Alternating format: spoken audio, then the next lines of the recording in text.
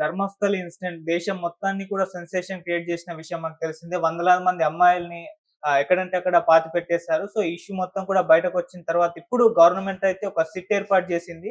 So, ఈ SIT ఏర్పాటు చేసిన తర్వాత దాదాపు 15 ప్లేస్‌లో తవ్వితే అస్థిపంజరాలు ఇవన్నీ కూడా బయటపడ్డట్టుగా చెప్తూ ఉన్నారు. సో, మరిది ఎటువంటి పరిణామాలకు దారి తీయొచ్చు? మరతను చెప్పిందంతా కూడా ఈ ఇన్సిడెంట్ గురించి నిజమే అని అనుకోవచ్చా? సో, ఈ దేశవ్యాప్తంగా కూడా మొత్తం కుదిపేస్తుంది. సో, ఇప్పటి వరకైతే వచ్చిన ఇన్ఫర్మేషన్ ఏంటి? దీనికి సంబంధించి అప్‌డేట్స్ ఏంటి సార్? ధర్మస్థల కర్ణాటకలో ఉండే శైవ క్షేత్రం అది.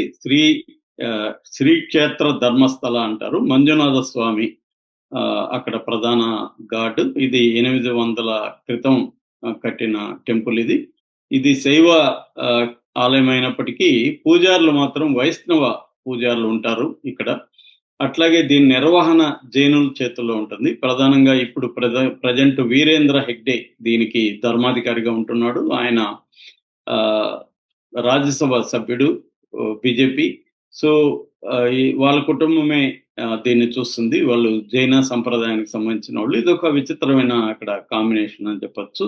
అంటే మనకి సనాతన ధర్మంలో, హిందూ మతంలో కొన్ని రకాల విచిత్రమైన కాంబినేషన్లు చాలా చోట్ల మనం చూస్తుంటాం. దాన్ని బీజేపీ, ఆర్ఎస్ఎస్ అవన్నీ తుడిచేసి ఏకీకృత హిందుత్వ దీన్ని తీసుకురావాలని ట్రై చేస్తుంది.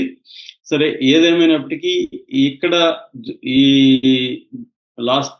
ఈ మంత్ జూలై 4న ఒక సంచలనం జరిగింది. అదేంటంటే ఆ టెంపుల్ దగ్గర పనిచేసే ఒక స్కావెంజర్, పారిశుద్ధ కార్మికుడు, ఆయన పేరు కానీ ఏమి బయటికి రావట్లేదు ఇప్పటి వరకు. ఆయనకి 48 ఏళ్ళు అని చెప్తున్నారు. ఆయన ఒక మొత్తం ముఖాన్గా కాకుండా కంప్లీట్ బాడీ నల్లటి ముసుగు ధరించి లాయర్ల మధ్యలో నుంచి పోలీస్ స్టేషన్కి వెళ్తున్న విజువల్స్ వైరల్ అయినాయి. ఆయన చేతిలో ఒక బ్యాగ్ కూడా పెట్టుకున్నాడు. సో ఆయన పోలీస్ స్టేషన్కి వచ్చి ఒక కంప్లైంట్ ఇచ్చాడు, దాంతోపాటు బ్యాగ్ ఇచ్చాడు. ఆ కంప్లైంట్లో ఏముందంటే, తాను అక్కడ స్కావెంజర్గా పనిచేసినప్పుడు 1995 నుంచి 2014 వరకు 19 ఏళ్ల పాటు అనేక వందల మహిళలు, బాలికల శవాల్ని పూడ్చిపెట్టాను. ముందుగా నేను ఇవన్నీ కూడా ఫస్ట్ నాకేం చెప్పారంటే ఆత్మహత్య చేసుకున్న వాళ్ళ శవాలు అని చెప్తే నేను పూడ్చాను. దాని తర్వాత ఆ శవాల మీద నాకు లైంగిక పరంగా దాడి జరిగినట్టుగా గుర్తులున్నాయి. వాటి వాళ్ళ నగ్న శరీరం మీద గోర్ల గుర్తులు, పళ్ళు కొరికిన గుర్తులు అవన్నీ ఉన్నాయి. తర్వాత కత్తితో కోసినట్టుగా గొంతులు తెగిపోయి ఉన్నాయి.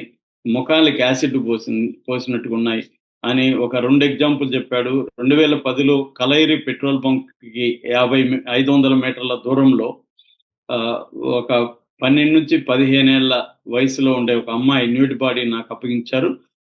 గొంతు కోసినట్టుగా ఆనవాళ్ళు ఉన్నాయి. దాంతోపాటు స్కూల్ బ్యాగ్తో పాటు నేను ఆ అమ్మాయి శవాన్ని కన్నీళ్లు పెట్టుకొని ఏడుస్తూ పూడ్చాను. నేను ఈ పనులన్నీ చేయనన్నప్పుడు వాళ్ళు నన్ను బెదిరించారు. నేను చంపేస్తాను, నీ ఫ్యామిలీని ముక్కలు ముక్కలుగా నరికి ఇలాగే పూర్తి చేస్తామని చెప్పారు.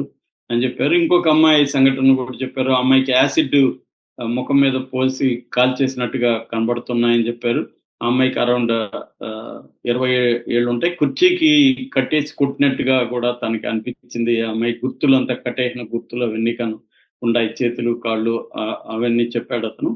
సో దాంతోపాటు ఈ బ్యాగ్ లో కూడా తను ఎముకల్ని తీసుకొచ్చాడు. ఇవి DNA టెస్ట్ చేయమని కూడా చెప్పాడు. అట్లాగే నేను ఒకవేళ అబద్ధంగా చెప్తుంటే దీని కాన్సిక్వెన్సెస్ ఏంటో కూడా నాకు తెలుసు, అన్నీ తెలిసే నేను ప్రిపేర్ చేస్తున్నానని చెప్పాడు. మూడోది, తనకు సెక్యూరిటీ ఏమన్నాడు, విట్నెస్ ప్రొటెక్షన్ ప్రోగ్రామ్ 2018 నుంచి మనకి ఇండియాలో కూడా ఉంది అనమాట. ఈ విట్నెస్ ప్రొటెక్షన్ ప్రోగ్రామ్ కింద సెక్యూరిటీ కూడా అడిగాడు. సో తను చూపించడానికి రెడీగా ఉన్నాను. ఈ నేత్రావతి ఒడ్డు, అక్కడ నది నేత్రావతి అనే నది ఉంటుంది, ఆ నేత్రావతి ఒడ్డులో అనేక శవాలను నేను పూడ్చాను, చూపిస్తానని కూడా చెప్పాడు. అయితే పోలీసులు ఏం చేశారంటే, ఇలా ఎవరో వచ్చి ఇది జరిగింది ఇప్పుడు 2014 వరకు, ఇప్పటి వరకు ఎందుకు నువ్వు రాలేదని పోలీసులు అడిగినప్పుడు నేను భయపడిపోయి 2014లో నా ఫ్యామిలీని తీసుకొని వేరే ఊరు వెళ్ళిపోయి రహస్యంగా బతుకుతున్నాను. అయితే 2 సంఘటనలు, అంటే ఒక సంఘటన ప్రేరేపించింది, రెండవది నన్ను ఎప్పటి నుంచో ఇది నైట్ పీడ కళలు వస్తున్నాయి, నిద్రపోలేకపోతున్నాను, ఆ అమ్మాయిలే నా కళల్లోకి వస్తున్నారు, అది హాంటింగ్ గా ఉంది, నా వల్ల కాలేదు, గిల్ట్తో ఫీల్ అవుతున్నాను. ఈ మధ్యలో మా అక్క కూతుర్ని కొంతమంది లైంగిక దాడి చేశారు. అప్పుడు మొత్తం వాళ్ళ ఫ్యామిలీ ఎంత సఫర్ అయిందో నేను కళ్ళారా చూశాను. ఇలాగే కదా జరుగుంటదని నేను అనుకోని, ఇప్పటికైనా నేను ఎలాగో మనకి చనిపోతే చనిపోతాం గానీ, ఇదంతా చెప్పేయాలి, బయట పెట్టాలి, దోషుల్ని పట్టివ్వాలి అని నేను నిర్ణయించుకున్నాను. అందుకే వచ్చానని చెప్పాడు. పోలీసులు ఏమన్నారంటే, ఇలా సరిపోదు, నువ్వు లీగల్‌గా మేజిస్ట్రేట్ దగ్గర వాంగ్మూలం తీసుకున్నాకే మేము నువ్వు చెప్పిన చోట తవ్వుతామని చెప్పారు. దాంతో ఇతను మేజిస్ట్రేట్ తీసుకెళ్లి బిఎన్ఎస్ఎస్ భారతీయ నాగరిక సురక్షా సంహిత చట్టం ప్రకారం 183 స్టేట్మెంట్ అంటారు. ఇంతకుముందు సిఆర్పిసి 164 స్టేట్మెంట్ ఉండేది. ఇప్పుడు 183 స్టేట్మెంట్ దాన్ని ఇప్పించారు. అయినా కూడా వీళ్ళు తవ్వలేదు. పైగా ఇతని ఇచ్చిన కంప్లైంట్ ను కూడా లీక్ చేశారు. ఈ లోపల అనేక వీడియోలు బయటకు వచ్చాయి. ద న్యూస్ మింట్ లాంటి ఛానల్స్ గ్రౌండ్ లెవెల్ రిపోర్టింగ్ మొదలుపెట్టి వాళ్ళు డాక్యుమెంటరీ కూడా తీశారు. దీంతో ఈ యాజమాన్యం ధర్మాధికారి వీళ్ళు వీరేంద్ర హెగ్డే బ్యాచ్ సుప్రీంకోర్టుకి వెళ్ళారు. గ్యాగ్ ఆర్డర్ ముందు ఇక్కడ లీగల్ గా గ్యాగ్ ఆర్డర్ లోకల్ కోర్టులో గ్యాగ్ ఆర్డర్ తెచ్చుకున్నాయి. 9,000 వీడియోల్ని డిలీట్ చేయించారు. దాంతో మీడియా సుప్రీంకోర్టుకి వెళ్ళినా కూడా మీడియా ఈ గ్యాగ్ ఆర్డర్ని ఎత్తేయమని సుప్రీంకోర్టుకి వెళ్తే సుప్రీంకోర్టు ఎత్తేయలేదు. అయినా కూడా మీడియా విపరీతంగా అన్ని భాషల్లో కూడా ఇది సెన్సేషన్ అయిపోయింది.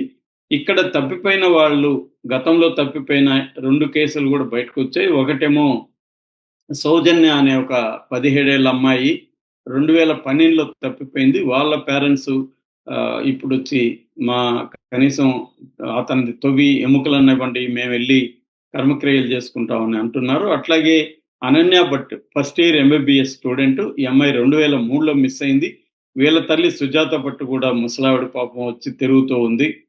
మాకు సంబంధించిన అవశేషాలు ఇవ్వండి అని చెప్పి, నేను డిఎన్ఏ ఇవ్వడానికి రెడీగా ఉన్నానని చెప్తుంది.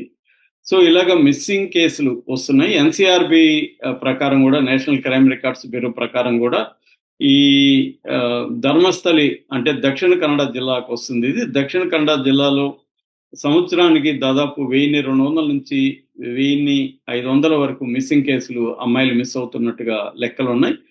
ప్లస్ ఈ దేవాలయానికి ధర్మస్థల అమ్మాయిలు కాకుండా దేశం నుంచి అనేక రాష్ట్రాల నుంచి వస్తారు. ముఖ్యంగా కేరళ నుంచి ఎక్కువగా వస్తారు. అందువల్ల కేరళలో కొంతమంది ఎంపీలు కూడా అమిత్ షాకి లెటర్ రాశారు. దీంతో ఈ ప్రెజర్ అంతా పెరిగింది.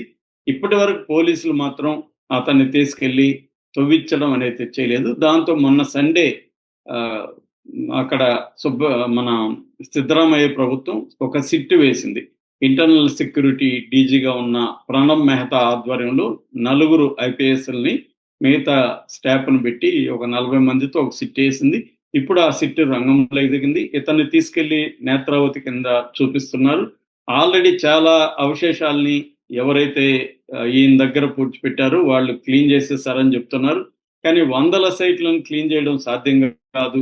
రెండవది కొన్ని ఇతనికే తెలుసు, ఇతను ఎక్కడ పూడ్చాడో మిగతా వాళ్ళకి కూడా తెలియని కూడా ఉన్నాయి అని చెప్తున్నారు. ఇప్పుడు సిట్ ఆధ్వర్యంలో కొత్తగా ఏం జరిగిందంటే 15 ప్రాంతాల్లో నేత్రావతి నది ఒడ్డున 15 ప్రాంతాల్లో తవ్వినట్టుగా చెప్తున్నారు. అందులో ఒక 6-7 చోట్ల ఎముకలు బయటకు వచ్చాయని చెప్తున్నారు. వాటన్నిటినీ ప్రత్యేక జాగ్రత్తలు తీసుకొని ఫోరెన్సిక్ సైన్స్ ల్యాబ్కి సంబంధించిన ప్రత్యేక బృందం కూడా ఇక్కడే ఉంటుంది. వాళ్ళు దాన్ని సైంటిఫిక్ గా ప్రిజర్వ్ చేసి దాన్ని ఇప్పుడు డిఎన్ఏ టెస్టులు చేయబోతున్నారు. సో ఎవరైతే మిస్సింగ్ తమ కూతుర్లు మిస్ అయ్యారో దేశవ్యాప్తంగా ఇక్కడికి వెళ్ళినప్పుడు మిస్ అయింటే వాళ్ళందరినీ కూడా పిలిపించి వాళ్ళ డిఎన్ఏలు తీసుకుని ఈ డిఎన్ఏలకి ఆ డిఎన్ఏలకి ఎవరెవరికి కనెక్ట్ అవుతుంది అనేది చూసే అవకాశాలు ఇప్పుడు కనిపిస్తున్నాయి అన్నమాట. ఇదైతే ఇంకా పెద్ద సంచలనం సృష్టించే అవకాశం ఉంది. ఎందుకంటే ఇతను చెప్పింది నిజమే అనేది ఇప్పుడు ప్రూవ్ అయింది. ఆల్రెడీ 15 చోట్ల తవ్వడంతో 6-7 చోట్ల బయటకు వచ్చాయి కాబట్టి ఇతను అబద్ధాలు చెప్తున్నారని ఇప్పటి వరకు ప్రచారం చేస్తున్నారు. సో ఇతను చెప్పింది నిజమే అనేది సిట్లో ప్రూవ్ అయింది.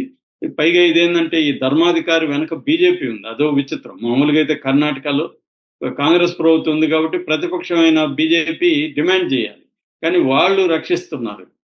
ఇప్పుడు దీన్ని ఎవరైనా కూడా ఇలాగ ఒక వ్యక్తి వచ్చి నేను ఇన్ని శవాలను పూడ్చాను అన్నప్పుడు కామన్ సెన్స్ ఏంటంటే నువ్వు చూపించు శవాలను ఎక్కడ పూడ్చావని అడుగుతారు ఎవరైనా. అది చేయకుండా ఉండడమే ఆశ్చర్యం. ఇప్పుడైతే సిట్ వేయాల్సి వచ్చింది కాబట్టి సిట్ ద్వారా నిజాలు బయటకు వస్తాయా అనేది చూడాలి. Okay, thank you so much.